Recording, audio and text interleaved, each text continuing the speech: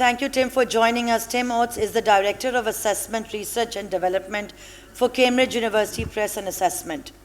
Tim Oates is the Group Director of Assessment. He is focusing on national and international research and measurement. In 2010, he published Could Do Better, which laid down the principles for the review of the National Curriculum of England. He was also the chair and expert panel for review of the National Curriculum of England. Emerging from this review, oh, we can see him now. Excellent. Emerging from this review, subsequent research on quality and functions of textbooks and other resource has been taken up around the world. Tim, welcome to our group.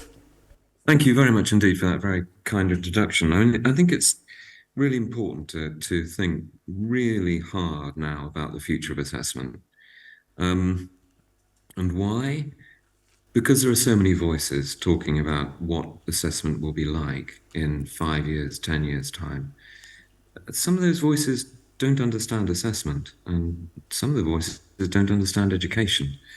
So we have to be quite cautious, and I'm going to run through the things that we need to take into account in thinking about what assessment should be like in 5 years and 10 years' time.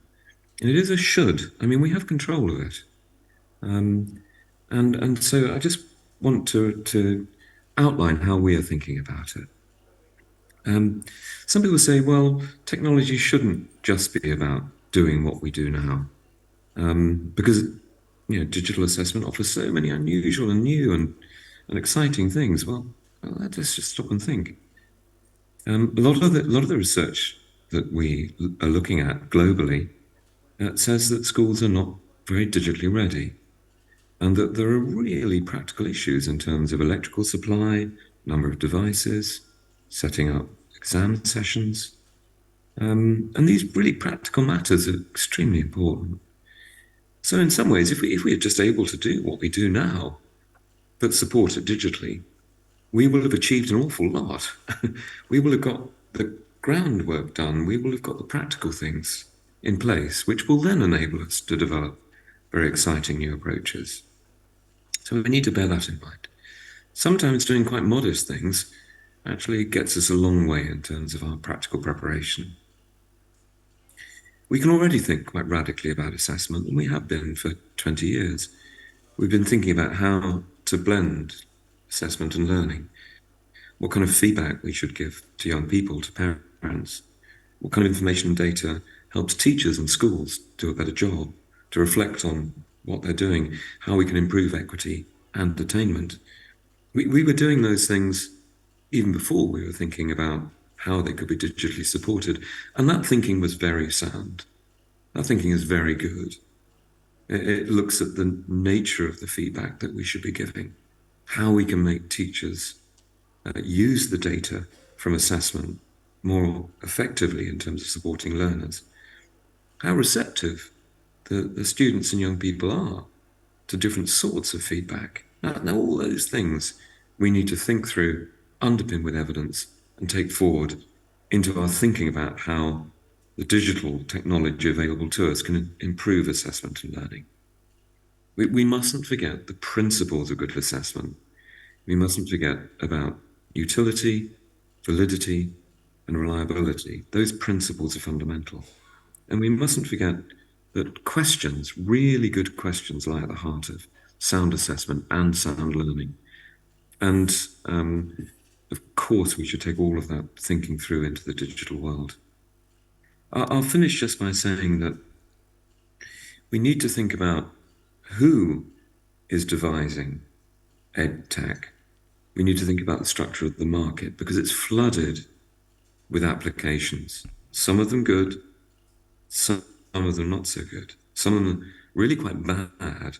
They don't accord with the principles of good assessment and good learning, which we have established with huge effort over the last 20 years. So we need to think about the structure of that market. How do we discriminate between good ed tech and poor ed tech? And it's very important to think about the assessment knowledge of the people developing this ed technology. Do they know about assessment? Do they know about learning?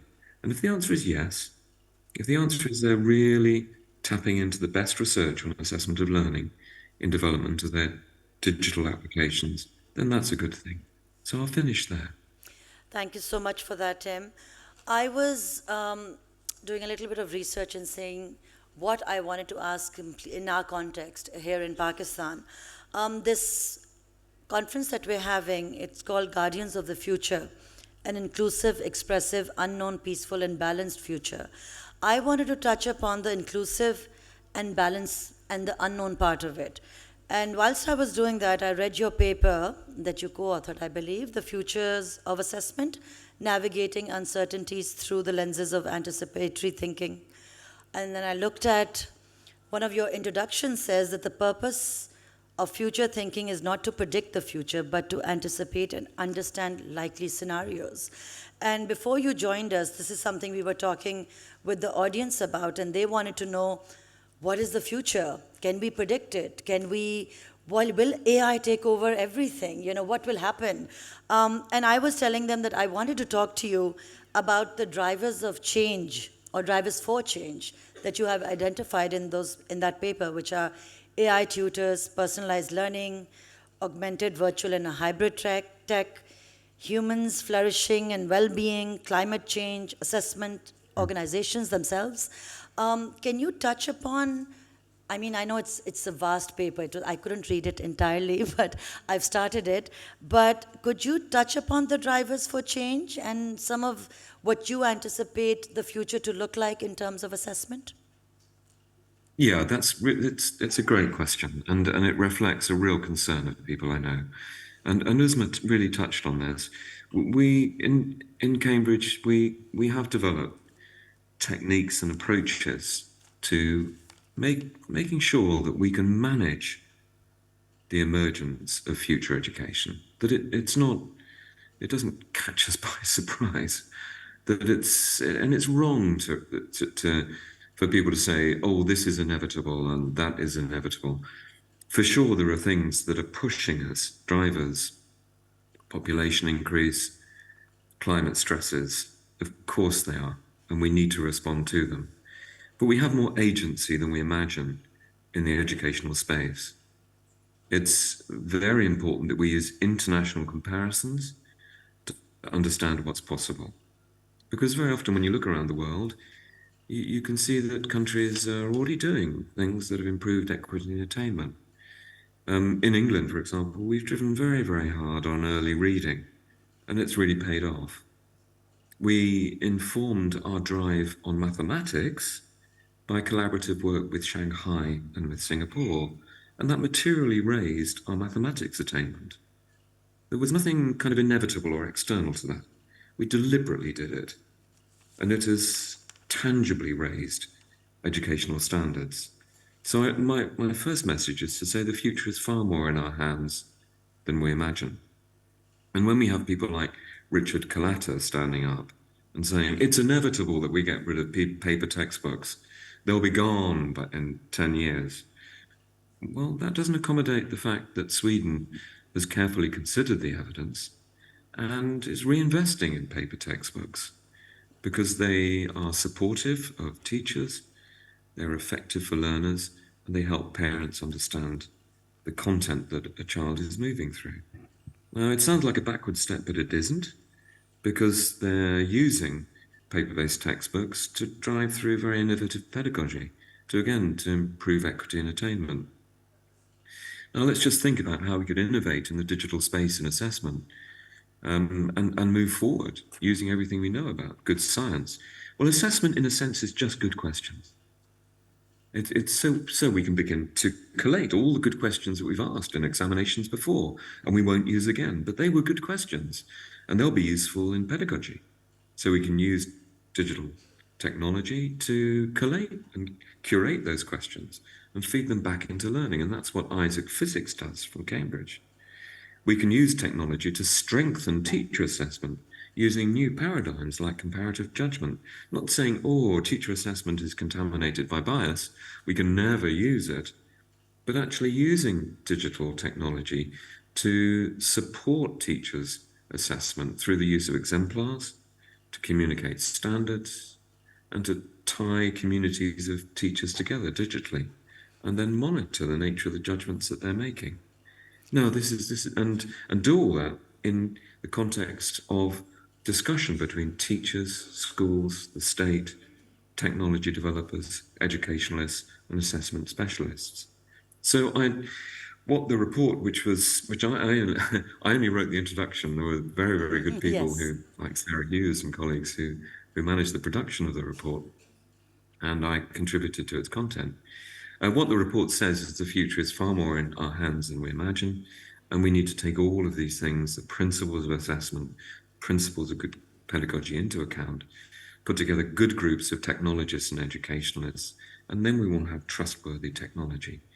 But only when we've laid the practical ground, when we've completed the practical groundwork in schools.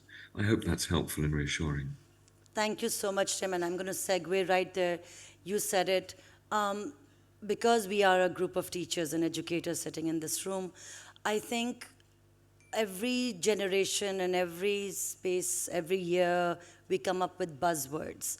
And right now, tech and AI and all of this is really disrupting education. But you teachers, where you are sitting, you have it, just like Tim is saying, it's all in your hands right now. The content is in your hands. It does not matter what kind of assessment it is, because assessment is the last part of education, right?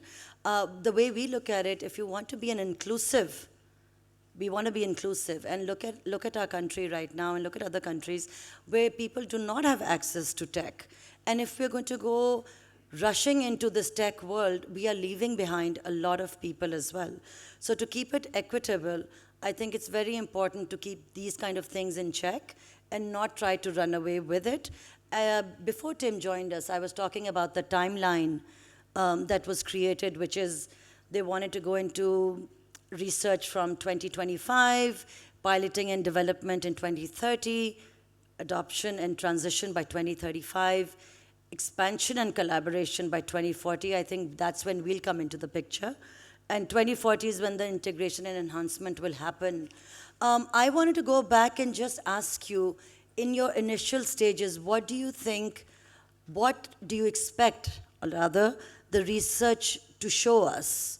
What is the future of assessment? What does research tell us today in 2023? So you mentioned AI and you mentioned inequalities associated with access to technology, and I will just deal with those before giving my view on what the future of assessment will be. I've seen AI used brilliantly, the large language models, in classrooms. And let me just illustrate. I want kids to understand glaciation. Okay, it's quite a hard idea that these rivers of ice move slowly and grind mountains to dust and move material from one place to another. When you look at them, it doesn't look as though they're moving. So you can actually ask a class of young kids, right, you have 4 minutes to search about glaciation using AI. See what it says. Interestingly, they'll ask different questions. They'll come up with different things. And I've seen this in classrooms. Then you have a class discussion. What did you find? Is that correct? Is it wrong? Has the AI hallucinated and got things wrong? And it's using it as a rich resource. It's problematic, of course, when kids pass off work which has been created by AI as their own. That is a problem, and we're dealing with that. But AI is a great tool, and it can be used richly, but in the context of sound pedagogy. Well, we know from what happened with lockdowns because of COVID around the world when kids were unable to go to school, that there's incredibly uneven access to ed tech. And it runs deeper than that. It's the different social and cognitive processes which happen when you have children simply using online resources to learn. Some kids just switch off. They're there, but they don't learn in the same way. And we have to take these cognitive processes into account. What happened when we said, oh, it's okay, kids can just learn remotely, is that gaps opened up, even when they had access to technology and to broadband. So we need to bear that in mind. And I know Saarinen's work in Finland actually showed that even in the Finnish context, before COVID, that the greater the use of online learning in schools, the greater the gaps that were opening up. So we know it's not just about using EdTech to support learning in an unsystematic way, because that will open up gaps. So I'll finish on the future of assessment. Yeah, I can see us still using tests. I can still see us using exams, because we do want to ask kids questions about what they have learned, the sum total of what they've learned, and whether they remember it. Yeah, you are what you remember. It's part of your identity. So we need to continue to do that. And we can use technology to do that. We do that with doctors when they're training. But we can use AI to enrich classroom discussion, to provide formative feedback, to ensure that we have high quality information from learning to really drive high quality pedagogy and close those gaps. That will be about using digital technology to improve the quality of teacher assessment, to increase the volume of rich questions available to everyone, to encourage young people and parents to use the feedback to improve their own learning. So I see digitally enhanced learning permeating education when we have the technology platform there for all and access for all, and it enriching both formative and summative assessment, improving the quality of summative assessment through adaptive assessment and so on, and assessment when ready, if appropriate, and improving the quality of teacher assessment so that we can begin to trust it more, and improving the richness of learning. What Randy Bennett said, intertwining assessment into every instance of instruction. That's my view of the future. Thank you, Tim. And I was discussing this with someone yesterday, and I see, because we're at the last 9 minutes of our discussion, I have some questions from the audience as well. Somebody asked me yesterday that what you're talking about in terms of assessment, what about the well-being of students?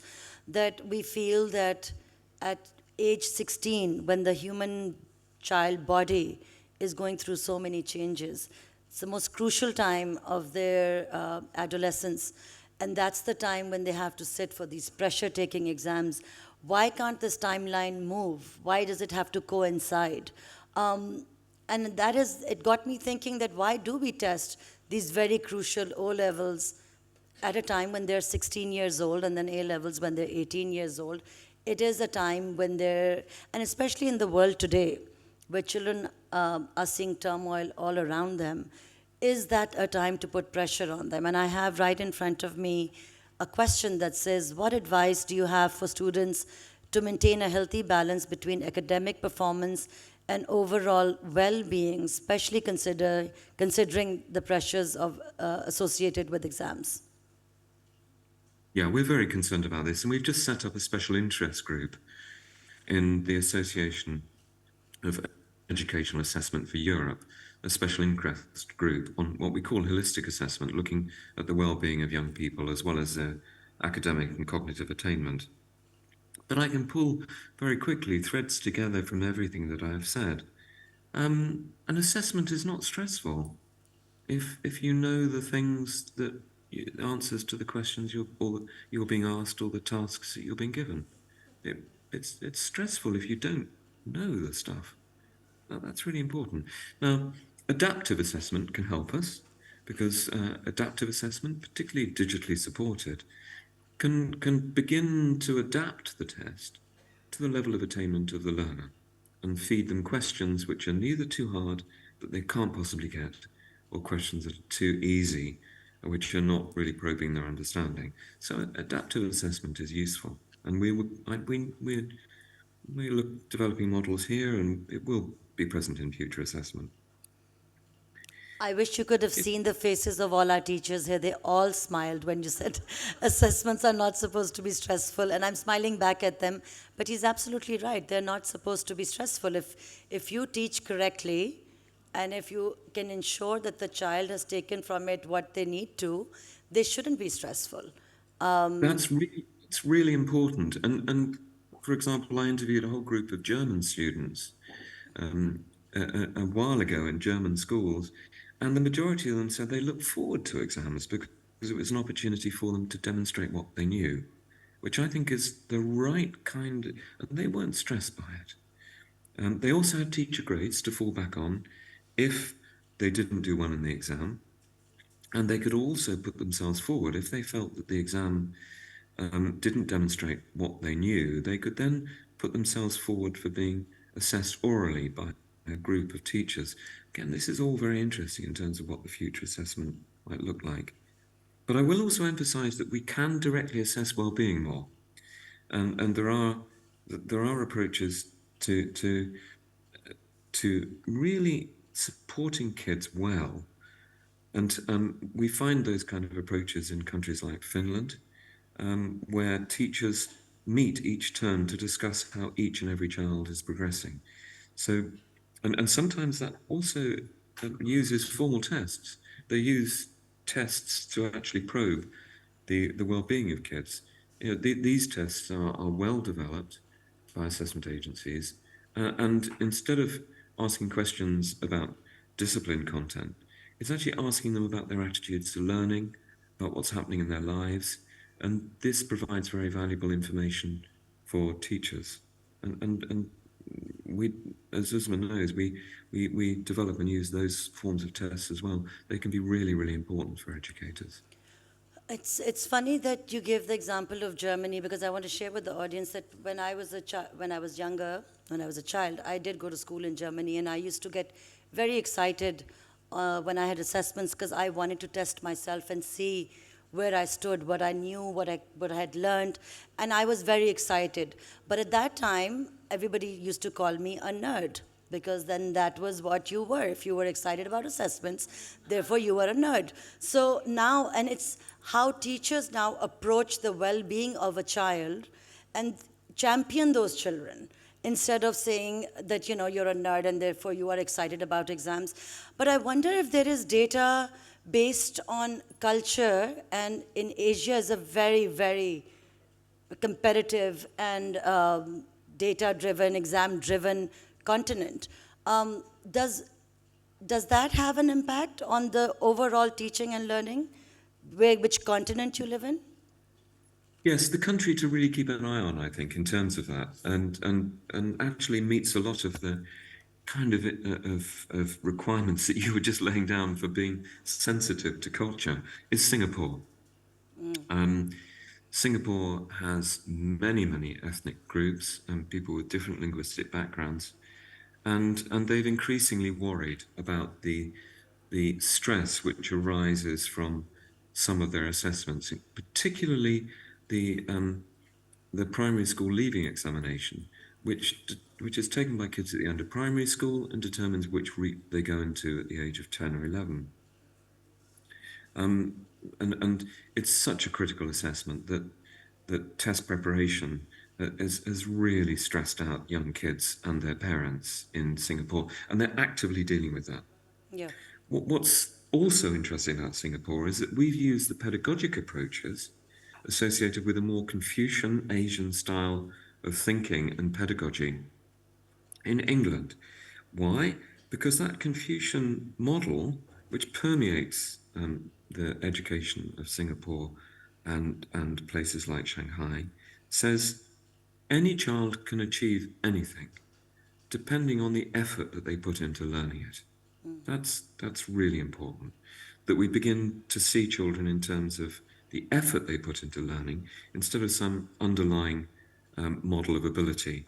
This kid is intelligent and bright and will progress, and this child is dull and will never learn anything. That's the nice thing about Asian pedagogy is it moves beyond those crude and inappropriate assumptions. I do want to say that learning is hard, though. Learning challenges our everyday experience. most of the things that we want kids to learn when they go to school are counterintuitive and run counter to their everyday experience. That's intrinsically stressful. And we want them to get used to their ideas being challenged, to not just have what they know already be recognized, but to build on it, to shift it in line with scientific thinking, in line with what we now know about cognition and about culture. So that level of stress is always going to be present in education. We need to be concerned about kids' well-being, but know that they're going to constantly have to challenge their own ideas and have their own ideas challenged by others. We have one question here, and I think this is going to be the last question because I see my timer is telling me I have 1 minute and 2 seconds. 1 minute and 2 seconds left. This is a practical question that our teachers are asking. This is from the audience. What are some critical factors when designing assessments that accommodate diverse learning styles and abilities in the classroom?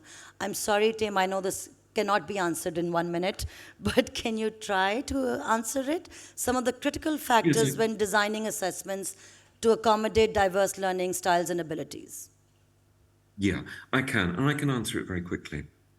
We faced this when we revised our national curriculum in 2010, and it was implemented in 2014, and it has resulted in an improvement in standards in our country, breaking a long period of an inability to shift attainment and equity. So it has worked. Our national curriculum is extremely sparse. It will list things that kids need to know, like conservation of mass or the use of metaphor in poetry, but it doesn't say how you do it. We leave that to schools because teachers are best at knowing the way in which each individual kid in their class should approach these hard and challenging ideas. But we know and have clarity about what it is that we want all the kids to learn on this occasion. And that's the secret to it. To be very clear about the outcome, to have very clearly and well stated outcomes, usually in the form of a national curriculum, and know that it is going to be for the school to make the decision about how each child should approach the learning of that. But we know that kids are in groups, and so we can use social learning and the collective context of the school so that each child can think about how other children are approaching the idea under the management of the teacher. And it's that approach which we know can improve equity and raise attainment for all. But this clarity about what we want each child to learn on this occasion is absolutely at the heart of it. Thank you so much, Tim. We appreciate you taking the time to meet with us, and I apologize for the earlier disconnect. Technology is known to fail us from time to time, and it is Murphy's Law, so it does happen. But thank you so much. Audience, please give him a round of applause. And thank you very much indeed.